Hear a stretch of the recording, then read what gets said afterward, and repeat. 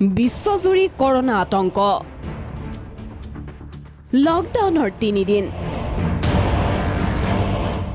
সেলিব্ৰিটিৰ পৰা মন্ত্ৰী বিধায়কলৈ সকলো ব্যস্ত পৰিয়ালৰ সৈতে বিশ্বজুৰি কৰোনাই মহামাৰী ৰূপ ধাৰণ কৰিছে ঘৰত থাকক সুৰক্ষিত থাকক এয়াই কৰোনা ভাইৰাছ প্ৰতিৰোধৰ একমাত্ৰ উপায় সেয়ে পৰিয়ালৰ সৈতে সময় কটাইছে মন্ত্ৰী বিধায়কেও খেতিয়কৰ ওপৰত দেখা গ'ল বিধায়ক সুৰেশ ফুকনক নিজক বচাবলৈ লকডাউন মানি চলিবলৈ অনুৰোধ সকলোকে মই নিজৰ সমষ্টিতে ৰাইজক জাগ্ৰত কৰিবৰ কাৰণে ঘূৰিলোঁ আজি দিনটো মই ঘৰতে আছোঁ মোৰ ফুলনিখন আজি চাফ চিকুণ কৰিছোঁ আৰু তাৰ মাজে মাজে মই নিজৰ ঘৰত খাবৰ কাৰণে নিজৰ পৰিয়ালটোৰ কাৰণে চব্জি ঘৰতে ৰুওঁ এই বিলাহী দেখিছে আপোনালোকে ডাঙৰ ডাঙৰ বিলাহী গৈছে সৰু বিলাহী আছে লাই শাক আছে ভেন্দি ৰুইছোঁ গতিকে আজি দিনটো ঘৰতে থাকিম গতিকে আপোনালোকো ঘৰতে থাকক নিৰাপদে থাকক গোহালিত ব্যস্ত বিধায়ক মৃণাল শইকীয়া লকডাউনৰ সময়ত পশুপক্ষীৰ লগত ব্যস্ত মৃণাল শইকীয়া প্ৰয়োজনতকৈ আমি বেছি এক্সপ্লইট কৰোঁ এইকেইটা এনেকুৱাকৈ ল'ব লাগে যে আমি প্ৰকৃতিক 21 দিনৰ কাৰণে আমি আৰাম দিছোঁ আজি ৰাস্তাত গাড়ী মটৰ নাই এক্সিডেণ্টো নাই পলিউশ্যন নাই এয়াৰ পলিউশ্যন নাই আৰু ৰাস্তা ঘাটবিলাক চফা হৈ আছে মানুহে একো জাবৰ জোঁথৰ পেলোৱা নাই সেইকাৰণে 21 দিনটো আমি অভিশাপ হিচাপে নহয় আশীৰ্বাদ হিচাপে ল'ব লাগে আৰু মই চালোঁ যে অসমৰ মানুহৰ কাৰণে এই বন্ধটো বা লকডাউনটো নতুন কথা নহয় আমাৰ বিভিন্ন সময়ত বিভিন্ন জাতীয় সংগঠনে বন্ধ দিয়ে থাকে আজি অসম বন্ধ কাইলৈ গোলাঘাট বন্ধ কাইলৈ গুৱাহাটী বন্ধ এইবিলাকত আমি অভ্যস্ত সেইকাৰণে আমাৰ 2-3 দিনটো আমাৰ ক'ব নোৱাৰাকৈ গুচি যায় আৰু অলপ দিনৰ আগতেতো এমাহমানেই প্ৰায় বন্ধ হৈ আছে লকডাউনৰ সময়ত নাটনি নহয় অত্যাৱশ্যকীয় সামগ্ৰীৰ সকলো ব্যৱস্থা গ্ৰহণ কৰিছে চৰকাৰে সেই ঘৰতে আবদ্ধ থাকি নিজক বচাই ৰাখিবলৈ অনুৰোধ অতুল বৰাৰ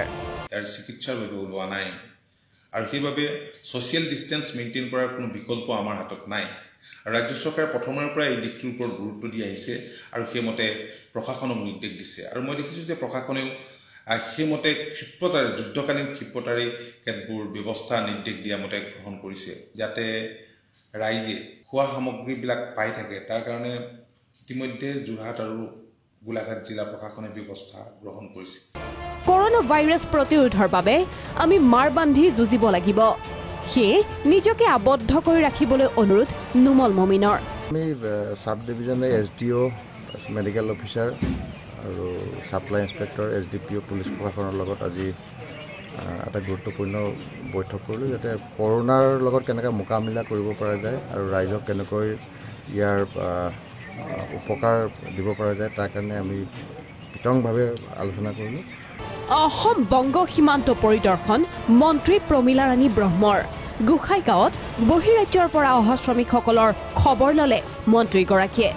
কোনো উপায় নাই স্বাস্থ্য বিভাগ নিজে মানে এনেকুৱা ধৰণৰ স্বীকাৰ কৰিছে কাৰণ আমি তেনেকুৱা ধৰণৰ প্ৰত্যাহ্বানৰ সন্মুখীন হ'ব লাগিব বুলি কোনোদিনেতো কোনেও ভবা নাছিলে সেইকাৰণে এইবিলাক বস্তু পাবৰ কাৰণে সময়ৰ প্ৰয়োজন আছে সময় লাগিব গতিকে ডাক্তৰবিলাকে নিজে সুৰক্ষিত হৈ পেলাই মানে বেমাৰীৰ ওচৰত যাব লাগিব কৰোনা ভাইৰাছৰ লগত মোকাবিলা কৰাৰ বাবে স্বাস্থ্যমন্ত্ৰীয়ে লোৱা পদক্ষেপক আদৰণি প্ৰশান্ত ফুকনৰ আজিৰ ডেটত আমাৰ এতিয়ালৈকে এই মুহূৰ্তলৈকে আমাৰ COVID-19ৰ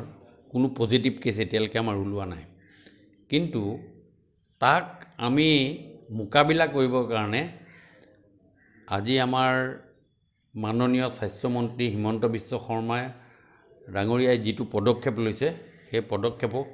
আমি আদৰণি জনাইছোঁ আমাৰ 300 বেডৰ এটা প্ৰিফেব্ৰিকেটেড এটা hospital with full equipment hospital ডিব্ৰুগড়ত বনোৱাৰ কাৰণে ব্যৱস্থা কৰিছে আমি গম পাইছোঁ তেখেত অহা কাইলৈ ডিব্ৰুগড়লৈ আহিব মাতৃৰ সৈতে সময় কটাইছে বিধায়ক শিৱাদিত্যদেৱে ঘৰৰ বিভিন্ন কামৰ লগতে জাবৰ জোঁথৰো চাফা কৰিছে বিধায়কগৰাকীয়ে এতিয়া খালি মোৰ মা মোৰ লগত আছে মোৰ ৱাইফ আৰু ল'ৰা বাহিৰত আছে অসমৰ বাহিৰত সেইকাৰণে তেওঁলোকেও আহিব পৰা নাই খানা বনাই আছোঁ ভাত বনাই আছোঁ বছৰ পিছত ঘৰত থাকিবলৈ সময় পাইছোঁ কৰি আছোঁ এনেদৰে লকডাউনৰ সময়ছোৱাত ব্যস্ত হৈ থকা দেখিবলৈ পোৱা গ'ল প্ৰতিজন মন্ত্ৰী বিধায়কক ব্যুৰো ৰিপৰ্ট প্ৰাগ নিউজ।